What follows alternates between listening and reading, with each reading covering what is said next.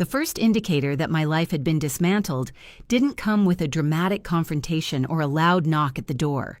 It came at 7:14 a.m. on a rainy Tuesday, in the form of a quiet, metallic ping from my phone.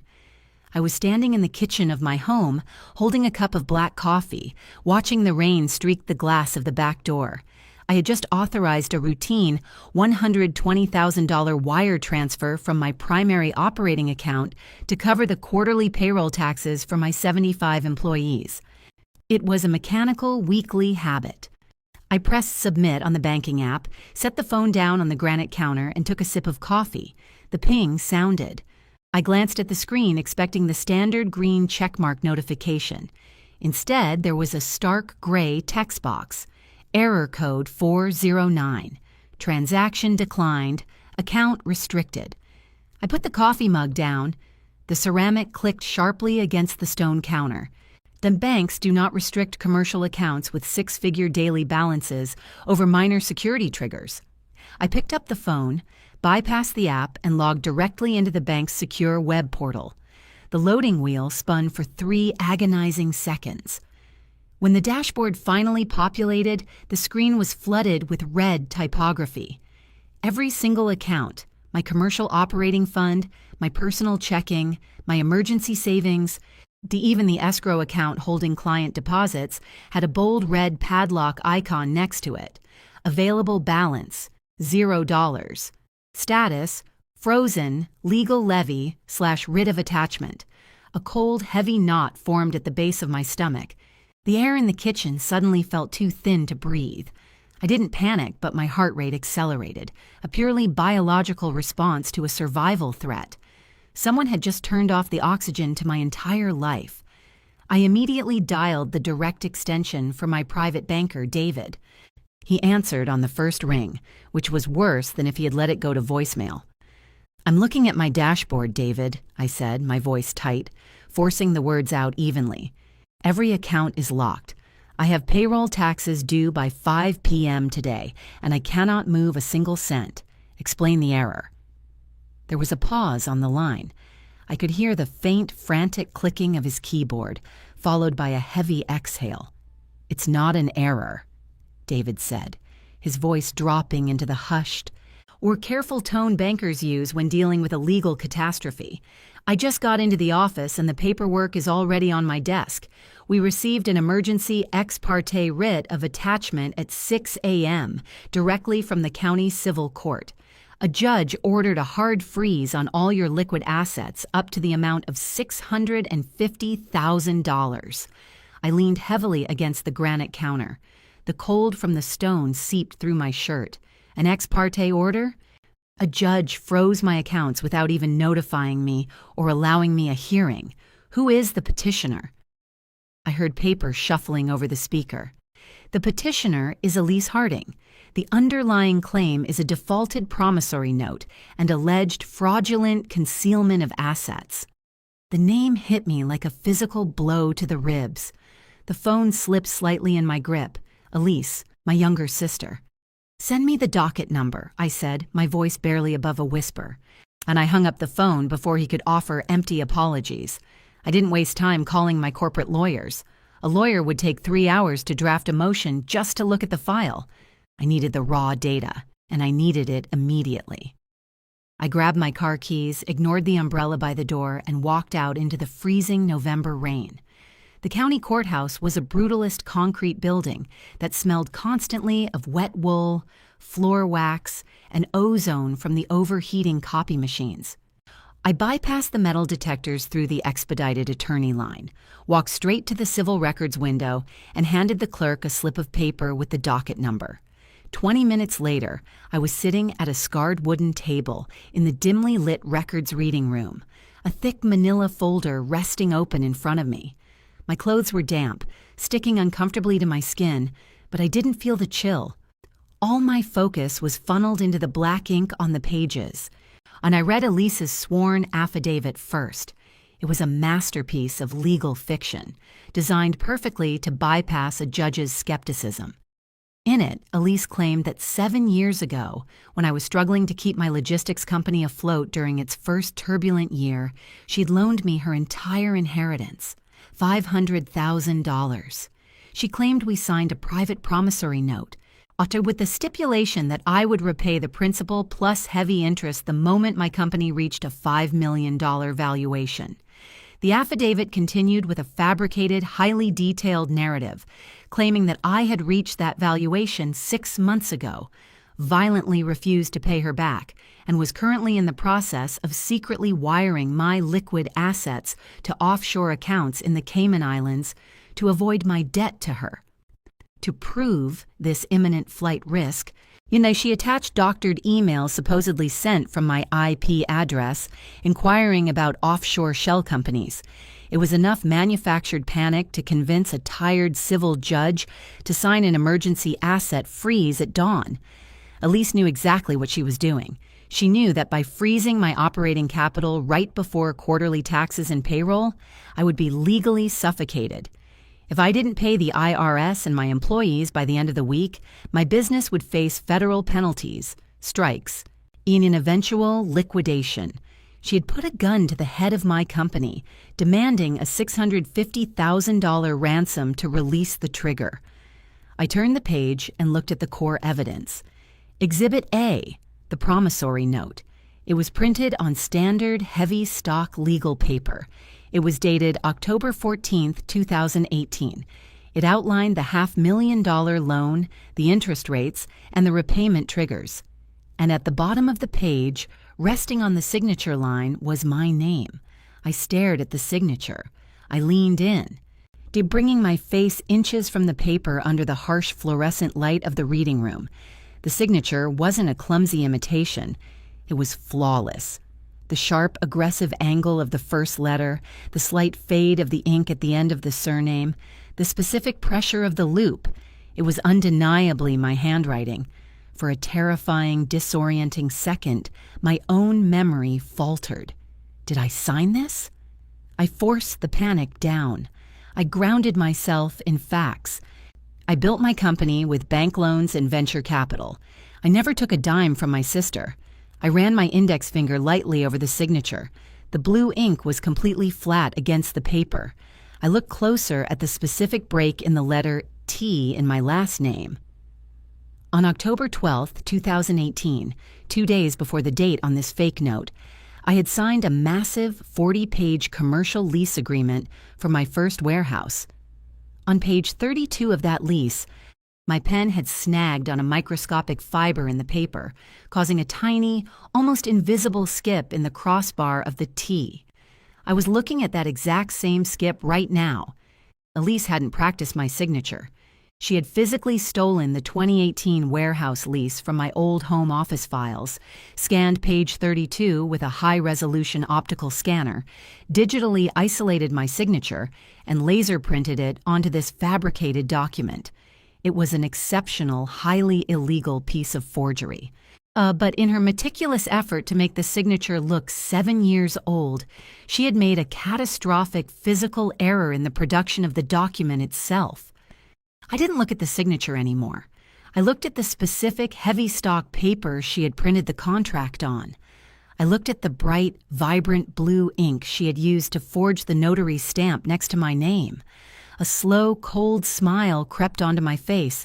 The sheer, suffocating weight of the frozen bank accounts lifted, replaced by the razor-sharp clarity of an impending kill. I closed the manila folder. I didn't need a lawyer to negotiate a settlement. I needed a forensic materials laboratory. I walked out of the records room and back into the freezing rain. The damp cold cut through my clothes, but my mind was entirely insulated, running a rapid, sequential algorithm. Elise had filed a copy of the forged promissory note with the initial affidavit to secure the emergency asset freeze. But in civil litigation, when a photocopy is not enough to secure a final judgment, especially when the defendant contests the signature, the court requires the physical original document to be entered into evidence. Elise's lawyer would be holding the original in his firm's safe, waiting to present it at the preliminary injunction hearing scheduled for Friday morning. I sat in the driver's seat of my car, the heater blasting warm air against my numb hands. I pulled out my phone and called my corporate litigator, Marcus. And he picked up immediately, already speaking before I could say a word. "I saw the county filing hit the digital docket 10 minutes ago," Marcus said, the rapid clicking of his keyboard echoing over the line. "A $650,000 ex parte freeze on all operating accounts. It's a textbook strangulation tactic. We need to file an emergency motion to lift the levy immediately. If we offer a surety bond—" "No," I interrupted, my voice flat and steady, cutting through his legal panic. "We don't negotiate a bond. We don't defend against the debt. I want you to file a single, highly specific emergency motion for expedited discovery. Demand the immediate surrender of the original physical promissory note for independent forensic examination." Marcus stopped typing. The line went quiet for a few seconds. "You're claiming forgery? If her lawyer is halfway competent, he'll fight the surrender. He'll argue it's a delay tactic to move assets." "He can argue whatever he wants," I replied, staring at the rhythmic sweep of the windshield wipers. "Draft the motion. Cite Rule 34 of the Rules of Civil Procedure. I have a fundamental right to inspect the physical evidence being used to bankrupt my company. Or force a judge to order the physical transfer of that document to the Sterling Forensic Laboratory by tomorrow morning." "Sterling is the most expensive materials lab in the state," Marcus warned, his tone shifting from frantic to analytical. "They require a $10,000 retainer up front, and my firm needs another $15,000 to execute the emergency filings today. Your cash accounts are completely locked by the county levy." "The levy restricts liquid deposit accounts," I corrected him, pulling my wallet from my bag. "It does not restrict corporate credit facilities. Run the $25,000 on the corporate Platinum American Express. It's a revolving credit line. The county has no jurisdiction to freeze debt. Just get that original piece of paper into a sterile laboratory." "Consider it done," Marcus said, the line clicking dead. I put the car in drive and pulled away from the courthouse. My phone vibrated on the passenger seat. The screen illuminated with a new text message. "Elise, we need to talk. I didn't want it to come to this, but you left me no choice. Meet me at the Mercer Cafe near your office at noon. Let's fix this before your payroll bounces." I stared at the glowing text at the red light. The sheer engineered manipulation of the message was sickening. She had spent weeks plotting a catastrophic financial ambush, executed it at dawn to maximize the damage, and was now positioning herself as the reluctant savior offering a way out. I typed a single word in response: "Fine." The Mercer Cafe was a quiet, overpriced espresso bar frequented by executives trying to conduct discreet business. I arrived 10 minutes late. Elise was already sitting at a corner booth. She wasn't hiding from the guilt of what she had done. She was basking in it. She wore a brand new, camel hair designer coat draped casually over the back of her chair, a purchase likely made on credit, heavily anticipating her impending $650,000 payday. I slid into the leather booth opposite her. I didn't order anything. "You look exhausted," Elise noted, resting her hands on the table. Her voice carried a thick layer of manufactured sympathy, but her eyes were bright, wide with the adrenaline of finally having the upper hand. "Unlock the accounts, Elise," I said, keeping my posture rigid. My voice carefully pitched to simulate a woman barely holding off a panic attack. "It's Thursday. I have 75 employees who have rent due tomorrow. If that payroll wire doesn't clear by 5 p.m., the State Labor Board will trigger an automatic audit, and my vendors will put a stop work order on our supply chain. You are burning down the entire company." Elise sighed, a long, theatrical exhale. She reached into her designer handbag and pulled out a crisp, 2-page document, was sliding it across the polished wood table toward me. "I'm not burning anything down. You are," she said smoothly, tapping her manicured fingernail against the top of the page. "This is a standard settlement agreement. My lawyer drafted it an hour ago. You sign this, acknowledging the original $500,000 debt plus the $150,000 in accrued interest and legal penalties. You authorize the bank to wire the funds directly to my account. The moment the wire clears, my lawyer files a withdrawal of the levy. Your accounts unlock. Your employees get paid. The bleeding stops. I looked down at the settlement. It was a flawless extortion mechanism. By signing it, I wouldn't just be losing $650,000. I would be legally confessing to a fabricated debt, permanently destroying my own credibility and validating her fraud. "I didn't borrow that money, Elise," I said, my voice dropping to a harsh whisper. I let my hands tremble slightly as I touched the edge of the paper. It wasn't hard to fake the physical reaction. The anger burning in my chest provided all the necessary kinetic energy. "You know I didn't." Elise leaned forward, dropping the sympathetic facade. The raw, bitter resentment she had harbored for years finally bled through. "Nobody cares what you actually did," she whispered back, her eyes locking onto mine with a cold, triumphant glare. "The judge looked at the promissory note. Hard, he looked at your signature. He looked at the supposed emails, and he gave me the keys to your bank accounts. You spent your whole life acting like you were untouchable just because you built a company. Now you have exactly 24 hours to realize that you are completely at my mercy." She sat back, taking a slow sip of her latte, savoring the taste of the leverage. "Sign the paper, take it to your lawyer, and pay me," Elise instructed, checking her phone and standing up from the booth. "Or don't, and watch your employees walk out tomorrow afternoon. It's your choice." She walked out of the cafe, the bell above the door chiming cheerfully behind her. I sat alone in the booth for a long time. I carefully folded the extortion demand, placed it into my bag, and walked out into the rain. I didn't go to my office. I drove directly to the industrial park on the outskirts of the city. The Sterling Forensic Laboratory didn't look like a law firm. It was a secured, almost windowless concrete facility that processed physical evidence for federal contractors and high-stakes corporate litigation. I swiped my visitor badge and was escorted into a sterile, brightly lit examination room.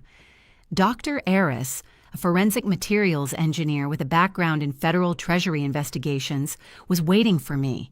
He didn't wear a suit. He wore a white anti-static lab coat. On the metal examination table between us rested the original, the physical promissory note that Marcus had successfully subpoenaed from Elise's lawyer 2 hours prior. The document was encased in a clear, static-free mylar sleeve, resting under the massive lens of a binocular stereo microscope. "Your counsel requested an expedited destructive-free material analysis," Dr. Aris said, his voice entirely devoid of legal theater, purely rooted in scientific fact. He tapped the keyboard of the computer connected to the microscope.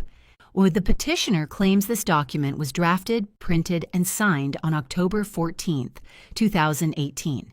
We ran the paper composition, the ink absorption, and the toner fusion. "And the signature?" I asked, looking at the large high-definition monitor mounted on the wall. "The signature is genuine ink," Dr. Aris confirmed, bringing up a magnified image of my name. "But it wasn't written on this specific piece of paper. Then you can see the micro-abrasions where a high-resolution laser printer deposited toner particles over the microscopic fibers of the paper to replicate the blue ink of an original signature. It's a very high-end optical forgery, but that isn't the fatal error." He clicked his mouse, shifting the microscopic view away from the signature and onto the blank, white space of the paper itself. At first, I saw nothing but the textured grain of the paper. Then, Dr. Aris activated a heavy ultraviolet light array mounted above the table. The monitor suddenly illuminated with a microscopic, perfectly geometric grid of tiny yellow dots scattered across the white space. "Machine identification code," Dr. Aris stated, pointing a pen at the screen. Printer steganography. Since the late 1990s, almost every commercial laser printer manufacturers embeds a microscopic, invisible grid of yellow dots onto every single page it prints. It's a tracking mechanism developed in cooperation with the federal government to trace counterfeit currency. He typed a command into the terminal, running the dot matrix through a decryption algorithm. A string of raw data populated on the right side of the screen. The dot pattern encodes the exact serial number of the printer and the precise timestamp of when the page was generated, Dr. Aris explained, reading the data.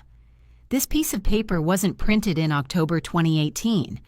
The steganography confirms this document was printed on a Brother HLL 8360CDW laser printer, serial number ending in 409X, exactly 6 days ago, last Thursday at 4:12 p.m.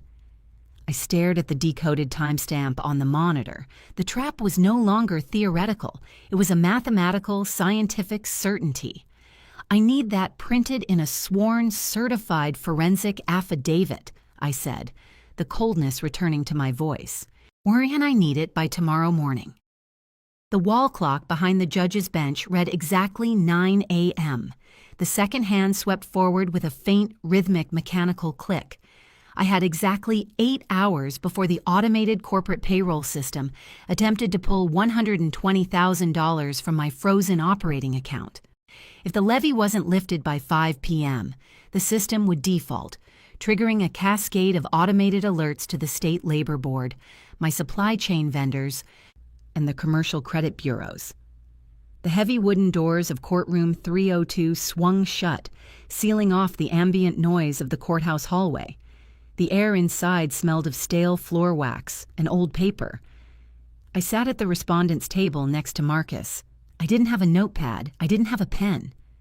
Resting directly in front of me, perfectly aligned with the edge of the scratched wooden table, was a single sealed white envelope bearing the embossed crest of the Sterling Forensic Laboratory. Then Elise sat 10 feet away at the petitioner's table. She wasn't looking at the judge. She was looking at me. The manufactured sympathy she had weaponized at the cafe yesterday was entirely gone, replaced by a rigid, impatient anticipation. Her lawyer, a man named Caldwell who smelled faintly of cheap mints and expensive cologne, was organizing his files with rapid, aggressive movements. And he looked like a man who believed he was 5 minutes away from securing a 30% contingency fee on a $650,000 settlement. Judge presiding over the civil docket, a 60-year-old magistrate named Barrett, took the bench. He didn't slam a gavel. He simply sat down, adjusted a microphone, and opened the thick manila file containing my frozen life. Docket number 814C, emergency hearing to review an ex parte writ of attachment, Judge Barrett announced, and his voice carrying the flat, exhausted cadence of a man who processed 50 financial disputes a week. Counsel, I signed this freeze order on Tuesday based on a sworn affidavit and a physical promissory note indicating an imminent flight risk of capital. The respondent is now present. Mr. Caldwell, does your client wish to maintain the levy? Caldwell stood up, buttoning his suit jacket. He leaned into the microphone, projecting his voice to ensure the entire gallery could hear the accusation. We do, Your Honor, Caldwell stated firmly. In fact, we are requesting the court convert the temporary attachment into an immediate judgment and order the disbursement of funds. The respondent has made absolutely no effort to post a surety bond. She has offered no alternative collateral. Furthermore, we attempted to resolve this matter amicably yesterday afternoon, offering a structured settlement to avoid disrupting her commercial payroll. And the respondent refused to sign. Caldwell lifted the unsigned settlement agreement from his desk and gestured with it. Her refusal to negotiate, combined with her frozen liquid assets, proves the exact volatility my client outlined in her initial affidavit, Caldwell continued, building his narrative brick by brick. The debt is valid. The signature on the 2018 promissory note is undeniably hers. If the court lifts this levy today, those funds will be wired offshore by nightfall. No, and my client will be permanently defrauded of her $500,000 loan. Judge Barrett took notes on his legal pad, his expression giving nothing away. He set his pen down and looked across the room at our table. "Counsel for the respondent," Judge Barrett prompted. "Your client's commercial accounts are completely locked. You haven't filed for a bond. Are you prepared to offer a defense against the validity of the debt, or are we moving to disbursement?" Marcus stood up, and he didn't adjust his jacket. He didn't perform for the gallery. He picked up the sealed white envelope from the table in front of me. "We are not offering a bond, Your Honor, because there is no debt to secure," Marcus said, his voice quiet, forcing the judge to lean forward slightly to hear him. "We are filing an emergency motion to dissolve the writ of attachment immediately with prejudice on the grounds of catastrophic fraud upon the court." The scratch of Caldwell's pen at the opposing table stopped instantly. Elise shifted in her chair, a sudden sharp movement. "Fraud upon the court is a heavy accusation, Counselor," Judge Barrett warned, his tone instantly losing its morning exhaustion, replaced by a sharp judicial focus. "You are looking at a signed promissory note." "We are looking at a high-resolution optical forgery, Your Honor," Marcus corrected him smoothly. Now he walked around the wooden table, approached the clerk, and handed over the envelope. "We utilized the court's subpoena yesterday to transfer the physical document from Mr. Caldwell's firm directly to the Sterling Forensic Laboratory for non-destructive material analysis. I am submitting Exhibit A, a sworn certified forensic affidavit from Dr. Aris, a former Treasury Materials engineer." Caldwell practically jumped out of his chair, the leather squeaking loudly against the wood. "Objection! Your Honor!" Caldwell barked, his voice pitching upward. "This is a last-minute ambush. We haven't been provided a copy of this supposed lab report. This is a transparent delay tactic designed to stall the disbursement while she liquidates her corporate credit lines." "The clerk is handing you a copy right now, Mr. Caldwell," Marcus said, not even looking at him. Judge Barrett broke the seal on the envelope. He pulled out the heavy cardstock pages of the forensic report. The courtroom went entirely silent.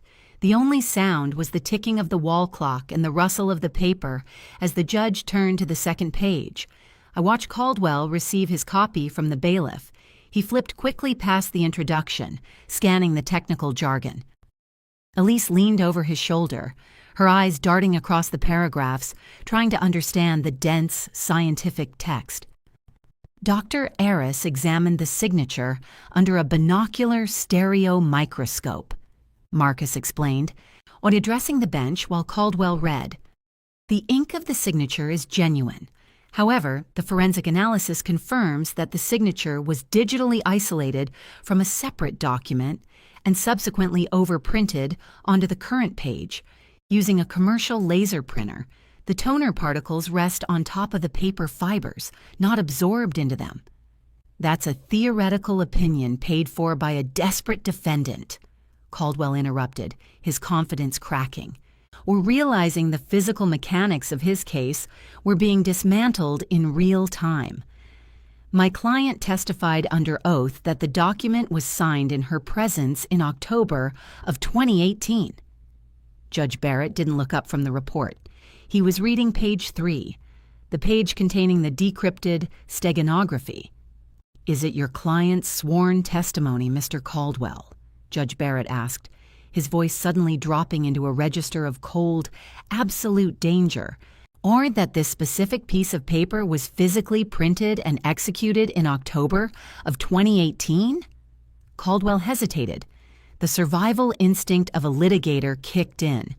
He looked at the judge's face, then looked down at the forensic report in his hands, finally reaching the section detailing the machine identification code.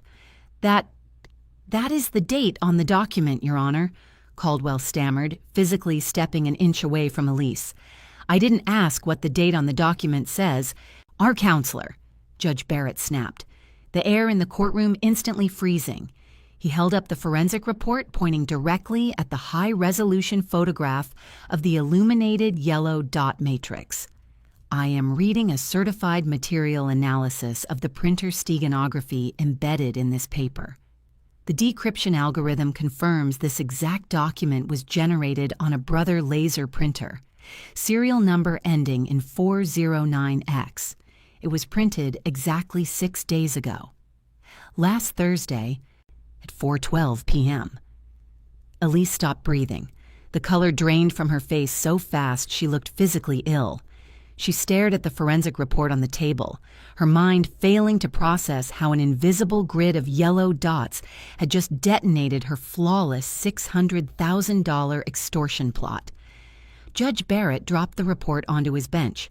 He looked directly at Elise, his eyes entirely devoid of sympathy.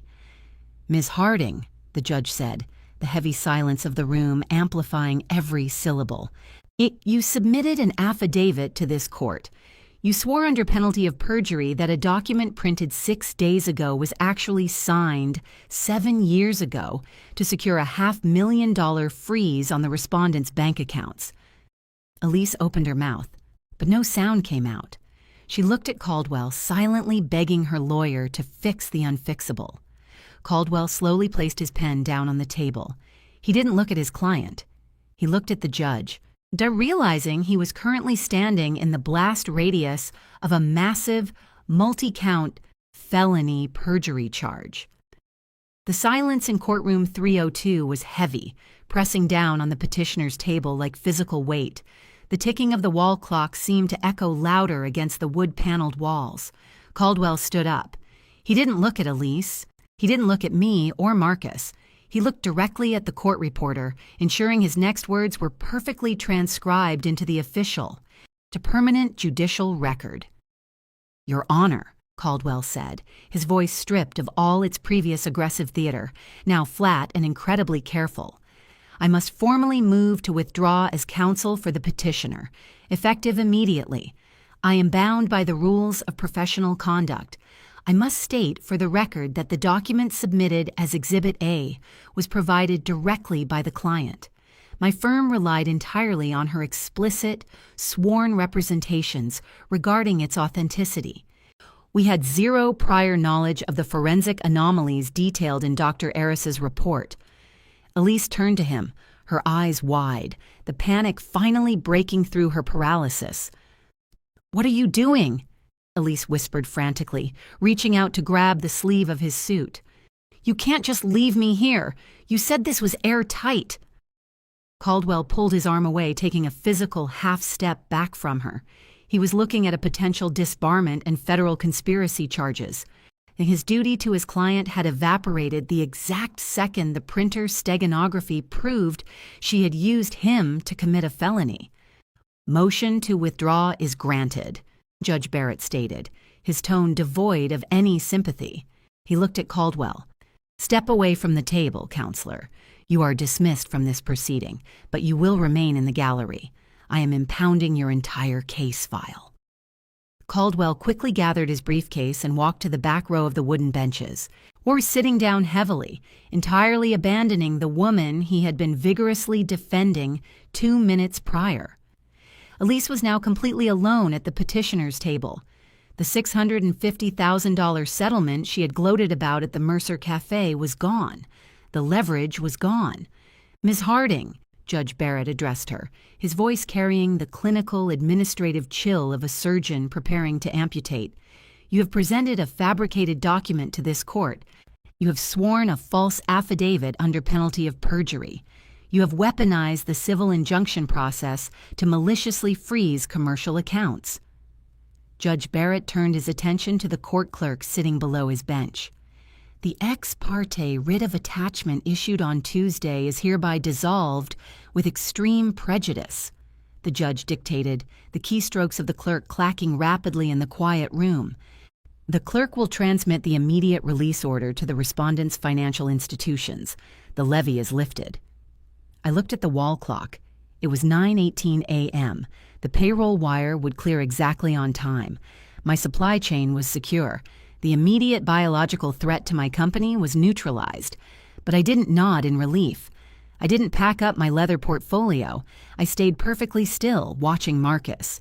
While we hadn't spent $25,000 on emergency forensic labs and expedited legal fees just to walk away evenly, Marcus remained standing at the respondent's table. "Your Honor," Marcus interjected, his voice maintaining its steady, professional cadence. "The respondent moves for immediate sanctions under Rule 11 of the Civil Rules of Procedure regarding frivolous and fraudulent filings. The petitioner's actions were not a misunderstanding. They were a calculated, predatory strike against a commercial entity requiring emergency capital expenditure to defend." Judge Barrett looked up from his paperwork, nodding slowly. "Proceed, Counselor. List the damages." Marcus opened his folder. "We request an immediate order holding Elise Harding personally liable for all costs incurred in dismantling this fraud. This includes the $10,000 emergency retainer for the Sterling Forensic Laboratory, the $15,000 expedited legal fee for my firm, and an additional punitive sanction of $50,000 for malicious interference with a commercial payroll." Elise gasped, her hands gripping the edge of the scratched wooden table. The math was reversing in real time. She had walked into the courthouse expecting a six-figure payout. Now she was staring down the barrel of a $75,000 immediate judicial debt.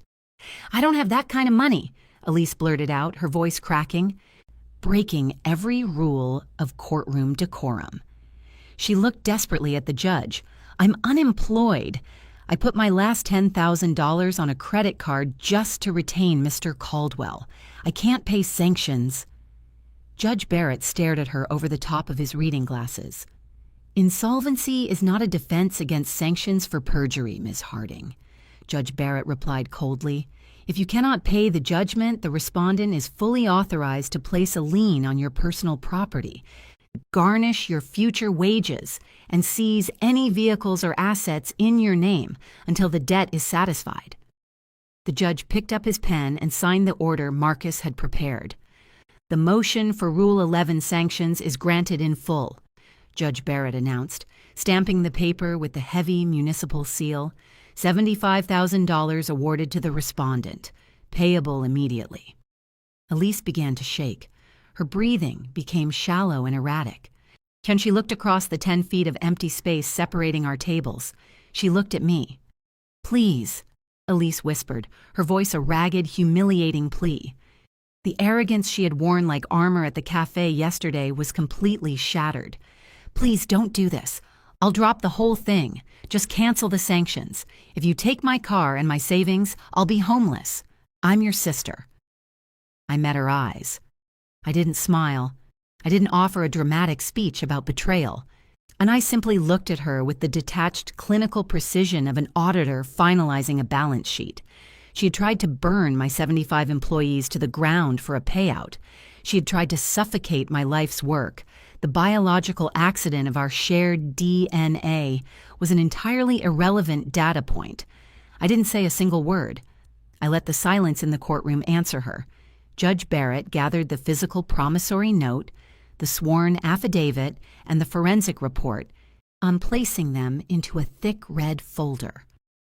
"We are not finished, Ms. Harding," Judge Barrett said, his voice cutting through her panic and shutting down any further attempts to negotiate with me. "The civil matter of the debt and the sanctions is resolved, but the court cannot ignore the mechanics of the forgery itself." The judge looked directly at the bailiff standing by the door. "I am officially impounding Exhibit A and the corresponding forensic report," Judge Barrett declared, the finality of his words echoing off the walls. "I am directing the clerk of the court to forward this entire dossier directly to the district attorney's office with a judicial recommendation for immediate criminal indictment. You are facing felony charges for perjury, forgery in the first degree, and attempted grand larceny." Elise let out a hollow, suffocating sound, sinking back into her chair as the true, inescapable weight of the federal system locked around her. Now the bailiff stepped forward, crossing the well of the courtroom to collect the forged promissory note and the forensic affidavit from Judge Barrett's bench. He placed the documents into a heavy plastic evidence bag, sealed it with tamper-evident tape, and logged the chain of custody on a clipboard. It was a mundane, bureaucratic action, but the sound of the plastic sealing shut echoed like a vault door closing on Elisa's life. She remained slumped in the wooden chair at the petitioner's table. And she didn't look at me. She stared blankly at the scratched surface of the wood, her hands trembling violently. The calculated, predatory woman who had sipped a latte 24 hours ago and demanded $650,000 no longer existed. In her place was a federal suspect carrying a $75,000 immediate civil judgment, abandoned by her legal counsel, waiting for the district attorney to file the arrest warrant. Judge Barrett picked up his gavel. He didn't offer a moral lecture. The judicial system is not a pulpit. It is a mechanism.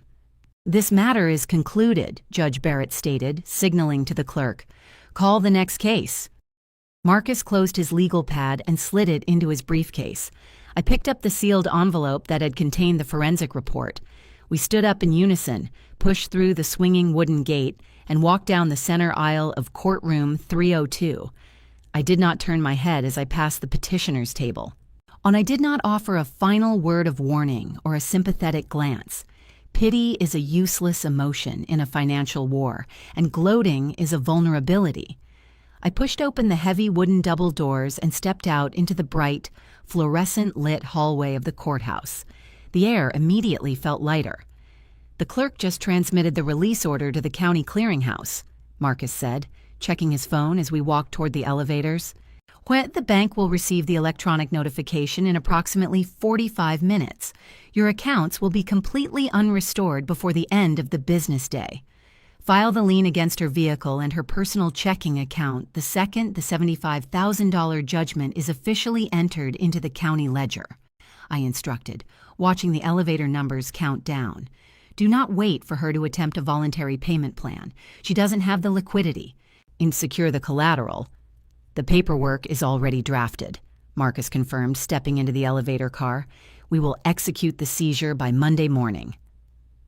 I walked out of the brutalist concrete courthouse and got into my car. The freezing November rain had finally stopped, leaving the asphalt slick and reflective under the overcast sky. I arrived back at the Corporate Logistics Center at 2:15 p.m. The warehouse floor was a symphony of automated conveyor belts, forklifts, and dispatch radios. The 75 employees were moving freight, entirely unaware that 6 hours ago, their livelihoods had been placed on the chopping block by a fabricated piece of paper. I walked up the steel stairs to the executive mezzanine and entered my office. I bypassed the stack of supply chain reports on my desk, sat down, and opened my laptop. I logged directly into the bank's secure web portal. The loading wheel spun. The dashboard populated. The bold red padlock icons were gone. The restrictive warning banners had been erased. Available balance, $1,420,500. Status, active. I clicked on the payroll tab. The pending automated transfer for $120,000 was sitting in the queue, waiting for the 5 p.m. clearance window. I didn't wait. I manually highlighted the batch file, entered my secure alphanumeric authentication code, and clicked Execute. The screen refreshed. A green checkmark appeared. Transaction approved. Funds dispersed. And the quarterly taxes were paid. The employee direct deposits were locked in. The company machinery continued to turn, operating with the cold, relentless efficiency I had built it to achieve. The threat had been entirely digested and neutralized. The dismantling of Elise Harding was not a sudden explosion. It was a systematic, grinding, institutional process. The $75,000 sanction awarded by Judge Barrett was not a theoretical penalty. It was a legally binding debt. By 9 a.m. on Monday, Marcus had filed the paperwork to execute the judgment. Elise, having maxed out her credit to hire her former lawyer, had zero liquid capital to pay the court order. The consequences of civil insolvency are immediate and physical. A county sheriff arrived at Elise's apartment on Tuesday morning with a flatbed tow truck and a writ of execution. They seized her brand-new camel-hair designer coat, the electronics in her living room, and the financed luxury sedan she had driven to the Mercer Cafe. Her personal bank accounts were hit with a hard garnishment, freezing her remaining $200, and a permanent lien was attached to her Social Security number, guaranteeing that 25% of any future wages she earned would be automatically diverted directly into my corporate holding accounts until the $75,000, plus standard state interest, was paid in full. So her credit score was effectively reduced to ash, but the financial ruin was only the preliminary phase of her collapse. The district attorney's office did not ignore Judge Barrett's referral. The physical evidence was entirely insurmountable. The steganography grid, the invisible yellow tracking dots left by the Brother HLL8360CDW laser printer, provided the prosecution with an exact, decrypted timestamp of the forgery. It proved premeditation, malice, and criminal intent to defraud the court. Elise was indicted by a grand jury on 3 felony counts: first-degree forgery, perjury, and attempted grand larceny. Because the target of the theft exceeded $500,000, the state sentencing guidelines were severe. Facing a guaranteed conviction at trial due to the forensic material analysis, the public defender assigned to her case advised her to take a plea agreement. She pleaded guilty to felony forgery and perjury. She was sentenced to 4 years in a minimum security state correctional facility, followed by 5 years of heavily monitored financial probation. She had engineered a flawless plan to steal $650,000 by holding my company hostage. She forgot that the paper she printed her extortion on was keeping its own meticulous record of her crime. My logistics company closed the fourth quarter with a 22% increase in gross revenue. When the employee bonuses cleared on time, my accounts remain secure. If your sibling forged a $500,000 promissory note, secretly filed it with a civil judge, and froze all of your personal and business bank accounts just hours before a massive payroll deadline, what would you do? Would you panic and agree to sign an extortion settlement just to keep your company alive? Or would you bypass the negotiations, hire a forensic materials engineer to mathematically dismantle the forgery, or watch the court system liquidate their entire life? Let me know exactly how you would handle this level of financial treason in the comments below. If you love this story of cold, calculated, and forensic justice, drop a like, subscribe to the channel, and I'll see you in the next video.